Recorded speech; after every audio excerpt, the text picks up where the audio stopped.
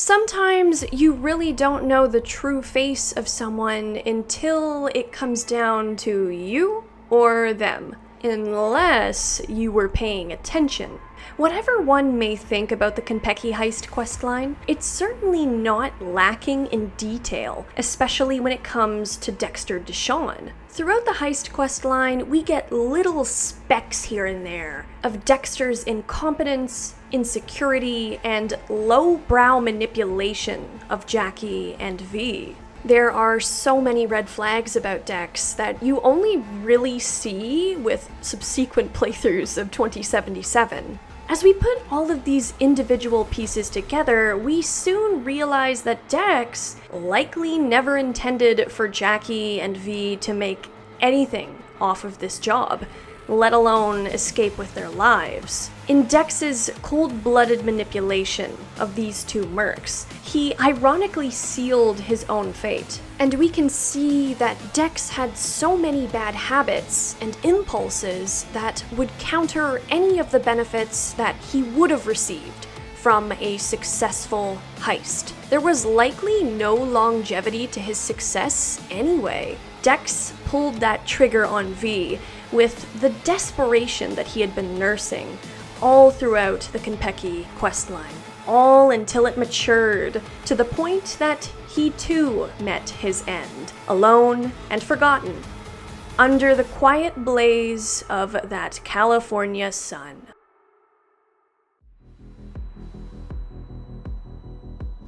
One of the first hints of Dexter's true state of desperation is how he chooses to reach out to V and Jackie. Dexter uses T-Bug, a mutual acquaintance, to convince the two of them to even take a look at the job. Now, it's not so much the fact that Dex is using a middleman here, as it is the fact that Dex is trying to convince you to take the job. We don't know how easy it was to get Jackie on board, but I'm sure Dex didn't have to work too hard through T-Bug to get Jackie interested. But V, on the other hand, genuinely requires some degree of convincing. When it comes to Rogue, you have to convince her to give you a gig. With Dex, it's the other way around. The fact that Dex feels like he needs to approach from a perspective of, I must convince them to do this job, implies just how desperate he is for this gig to work.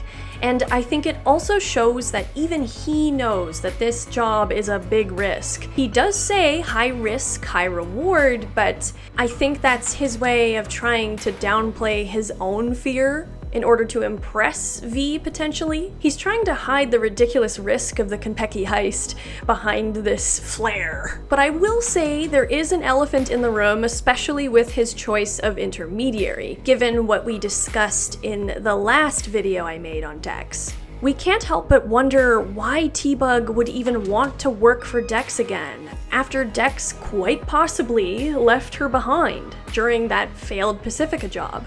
I think that for T-Bug to even want to work with Dex again, she would have to have a bigger stake in whatever prize this heist is going to dole out to them. I actually think that Dex asked her to find two nobodies that she thought they could use for this heist, who unfortunately ended up being Jackie and V. This is one of those tidbits in the story that makes me think that T-Bug was meant to betray Jackie and V, but that story never quite made it to fruition. I'm gonna hold off on that tangent until I do T-Bug's video, so stay tuned for that, otherwise I will go off and get distracted.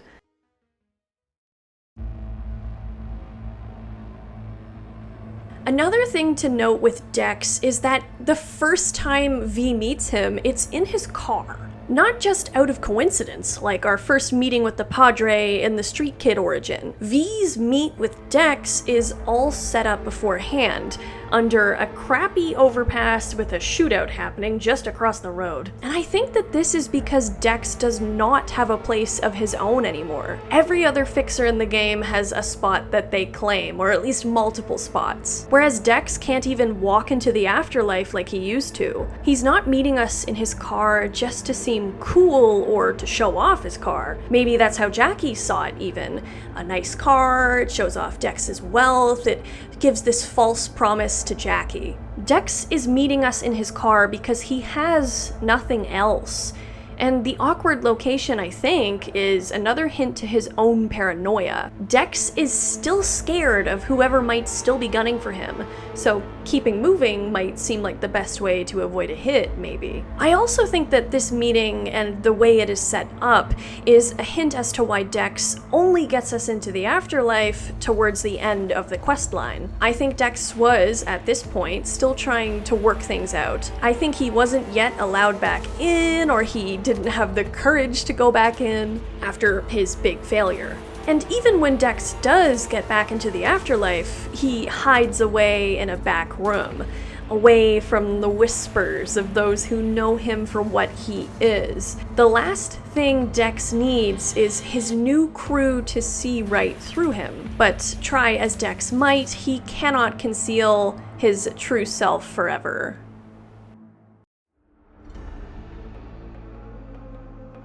Dex's meeting with V in that car was not just for getting a lay of the land. It was not for seeing how competent a fighter and a mercenary V is. Dex says that this meeting is so he can look into the eyes of the people that he's going to be working with, but Dex doesn't even remove his sunglasses. He hides in a fog of cigar smoke. Dex's main purpose here is to see if he can glean V's weaknesses, and to figure out how to turn them to his advantage. Dex's first attempt to appeal to V is through his quiet life or blaze of glory speech. This is meant to appeal to the baser, more status-obsessed image most new mercs in Night City tend to have. This approach is more effective when it comes to Jackie, feeding him just what he wants to hear as a young merc ready for his big break. V is more reserved and reluctant, tempered by the things that people like Vic have warned them about when it comes to Dexter. Dex then tries to wow V with his plan, and the fancy slideshow he uses to present the current situation. Dex tries to speak in a way that infers insider knowledge, or the power of his connections, even by his mention of having contacts in Pacifica. If you play Corpo V, you can actually make a well-informed remark on what Meredith Stout is up to after Dex mentions that she's peeking into Maelstrom. Dex responds to this clever deduction of V with encouragement on the surface, but I do think that Dex was mildly frustrated with V here. I think he was a little perturbed that V knew a bit more than he did. And I personally don't see V as being particularly wowed by technical aspects of this heist, but I think Corpo V especially would not be. Which directly contrasts with Jackie, who is impressed by a lot of flashier things. Dex also tries to use flattery to get into V's good graces, by doing the wink wink, nudge nudge, you're a better mercenary than him thing when it comes to Jackie. Dex is trying to sow some degree of division between his mercs, perhaps to make it easier for him to get out of the heist, with most if not all the scratch. But Jackie falls head over heels with this job, and he's all in because Dex knows how to play him like a fiddle. As I detail in my video on Jackie, Jackie is a guy who wants nothing more than to provide and protect those he loves. Jackie wanted the wealth and the recognition that came with being a Night City legend, both to satisfy his own ego and also to help the people he cared about. Jackie's lived his whole life feeling like a nobody from Haywood, and it makes total sense that he would want all of these things to someday come true. You can see how well Dex binds Jackie's dream to his own ends. Jackie is quick to send Dex's regards if you choose to pull guns on Royce and his gangers when you go to get the flathead. Jackie also has excuses for every little thing that is mentioned against Dex throughout the story, because Jackie now has his own self-esteem tied to this heist. For Jackie to acknowledge any bit of fishiness, or to acknowledge that he might be being manipulated, that would suck. That would not feel good at all. As much as one can argue about how willfully blind Jackie is, because I think that is part of it, it is still dastardly and gross how Dex manipulates these starry-eyed solos. And by manipulating Jackie's loyalty, this is what ties V to the heist. V was ultimately in this heist because Jackie wanted it so badly.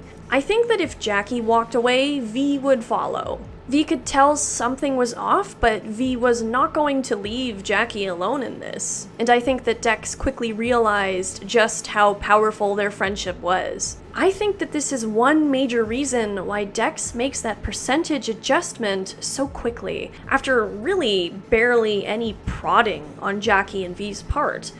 Which, in and of itself, is a point to be suspicious of. A fixer like Rogue would say, "Don't like it, don't do the job, I'll find somebody else." Dex is far too accommodating here in a way that doesn't fit what we've heard about him. While I don't think Dex ever meant to actually give them a cut, I think that he made it look like he was going to because he was worried in that moment that he would lose Jackie. And then V right after, all right before the final game is about to be played. So, Dex risks looking a bit desperate here just to ensure his pawns stay loyal until the job's done. Dex's looking desperate here goes right over their heads, of course. The promise of a higher percentage, at the very least, might make these mercenaries more likely to come back.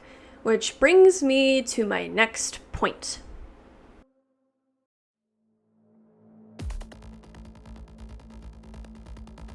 Delamain's role in this questline is a lot more layered than first meets the eye. The first layer of Delamain is almost like a spell. It's a spell meant to enthrall mercenaries like Jackie with the promise and flexing of wealth and power and luxury and all these things that they could ever dream of. I think Dex enjoyed flexing his own perceived wealth and power versus where his actual wealth and power was, in the gutter. Dex is a very smoke and mirrors kind of guy, so it does fit him, specifically making a big show to mask what the actual truth is. I actually think Dex is in dire straits when it comes to finances, and this next part is a total aside, so just bear with me. So I followed Dex after the meeting with V in the car, and he ended up parking one street over from the no-tell motel. Like, literally, you just cross the street, cross through an alley, and there you are. That could be entirely meaningless.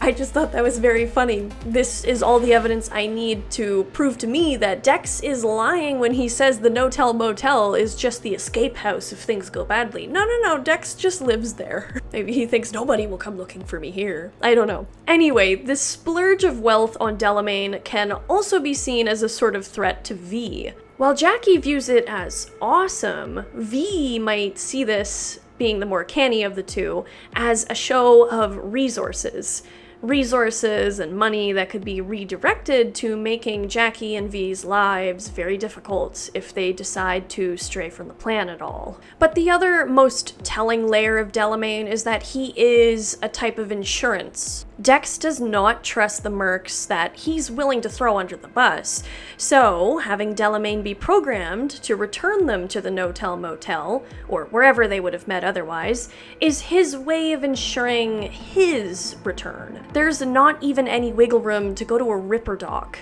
There's no altering the itinerary of the Delamain, even in an emergency.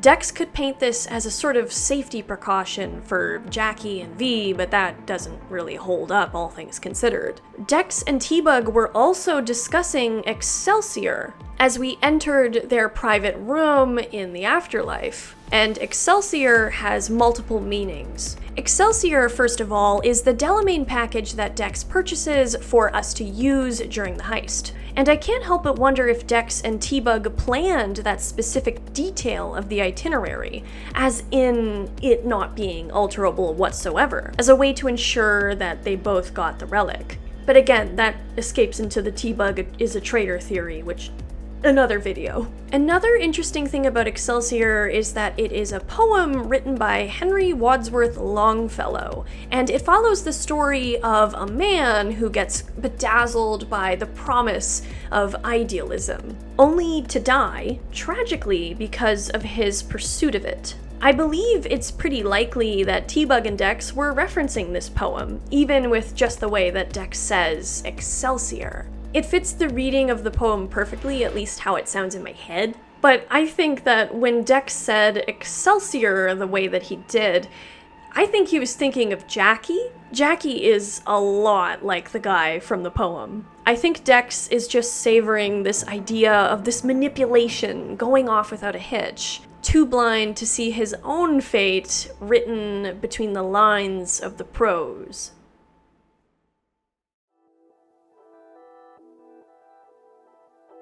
When it comes to the Flathead, Dexter ends up having his money wasted. This is because he paid in advance, which is a very risky thing to do, especially when it came to Maelstrom. Brick's own limited principles aside, the fact that Dex was willing to fork over 10,000 eddies without even seeing the Flathead in person, without even testing it, says a lot about how he's rushing to get into things. Dex is also just really petty. He's the kind of guy who would off someone just for saying the wrong thing about him, especially post-Pacifica disaster.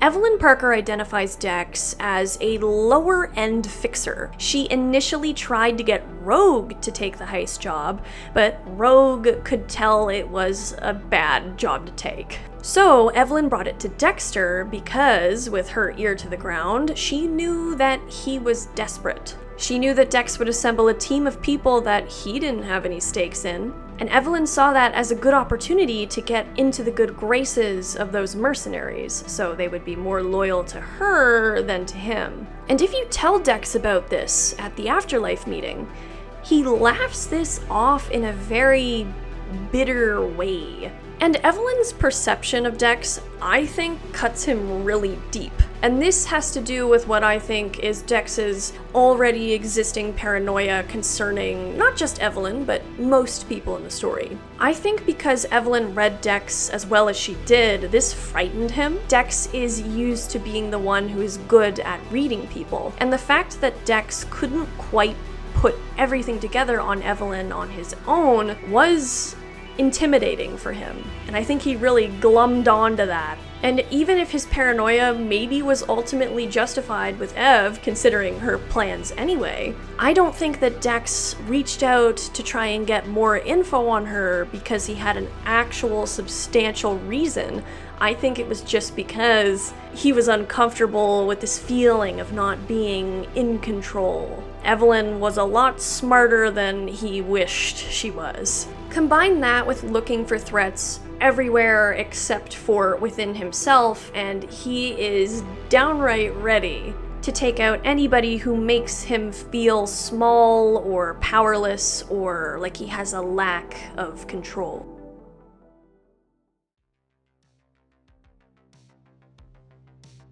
Before we get into the finale of this analysis, I want to take a look at Dex's design. Right in the beginning of all of these quests, Misty warns Jackie to avoid mean reds. And of course, during the heist mission, as Jackie is fading as they escape Konpeki Tower, the lights are glowing a bloody red. But who else in this whole quest line is absolutely saturated with red in their design? Who, as someone in my comment section cleverly pointed out, looks at the world through rose-tinted glasses. Dex was a walking red flag right from the start. I also loved that rose-tinted glasses comment on another level, because Dex does spend the whole story refusing to see the reality that actually exists beyond his own lens. He refuses to see that even if this heist does succeed, when it comes to being found out or chased,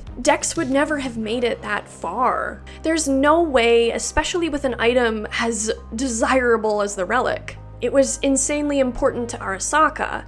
It was probably important to Netwatch, and it was probably important to virtually every other corporation in the world. Either way, wherever Dex turned, there were corporate interests looking in on him. And I think it's far more likely that they would find a way to get rid of him and steal the relic for themselves than it would have been for Dex to actually manage to sell it. I think Dex failed to measure the consequences of this job, and I think it would have caught up to him in the end.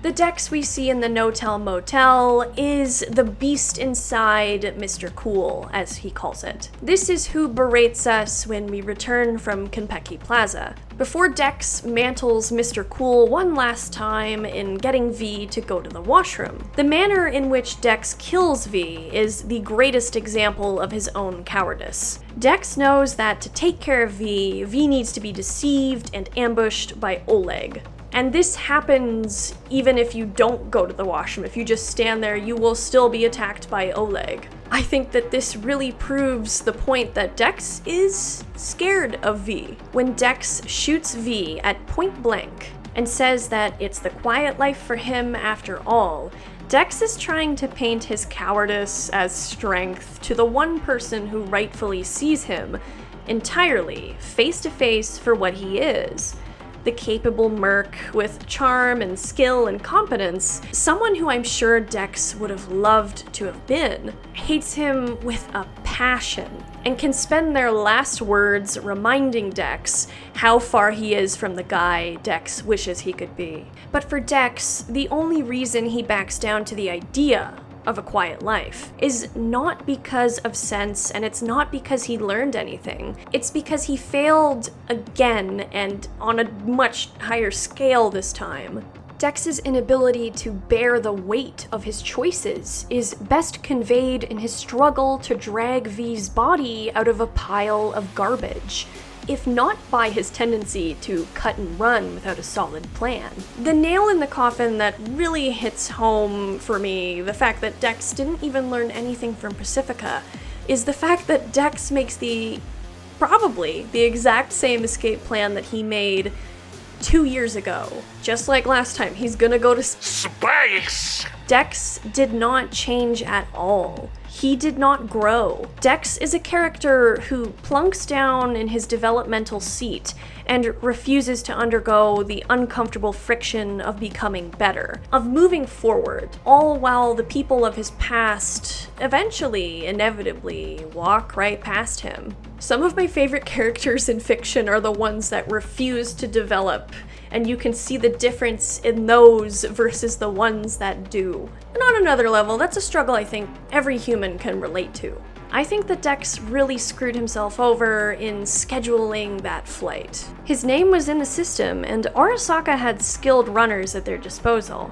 I can't quite prove it, but it would be ironic if Dex's escape attempt is what cuts his life as short as it is. I think Takemura, before Yorinobu tried to dispose of him, used every bit of Arasaka power at his disposal in order to hunt down any info on the heist, and I'm sure it didn't take him long to find Dex's name. When V sees Dexter after first coming back from the dead, who knows how long Takemura was ushering him around Night City. We don't even know what happened to Oleg, Dex's bodyguard, but I would like to think that Takemura cutting through that steely bodyguard like butter would be enough to make Dex fall apart. Because at this point, all we get is that beast inside Mr. Cool, and it's just a creature of cowardice and fear and just trying to stay alive. Dex's final moments are spent weakly bargaining for his life. He tries to find the weakness in this man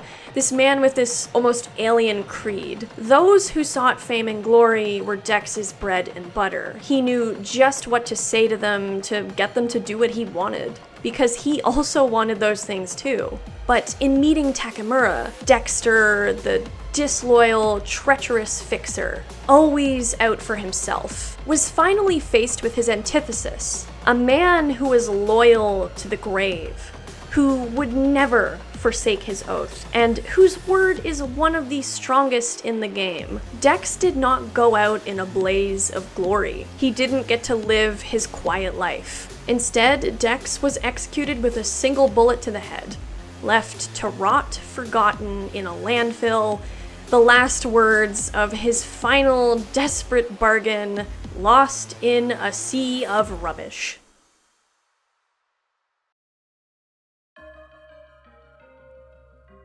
Thank you very, very much for watching part 2 of my Dexter DeShawn analysis. This one was very fun. I had to cut this one in half too, because initially I was going to cover the Konpeki heist a little bit here. I will save that for another video, because that would have made this video even longer. But thank you very, very much for watching, guys. I really appreciate it. A huge thank you to my members. You guys are awesome.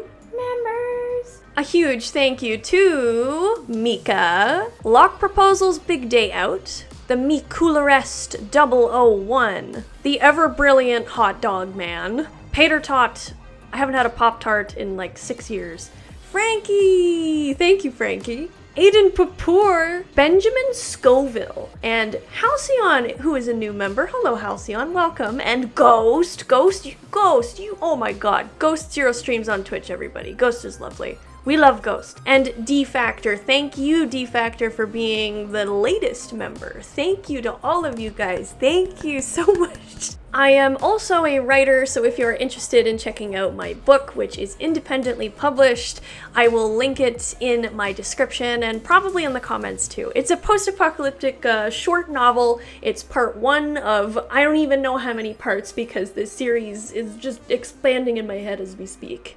It's a problem, you know, writers, you get it. But thank you very, very much, guys, and I will see you again in the next one. Goodbye!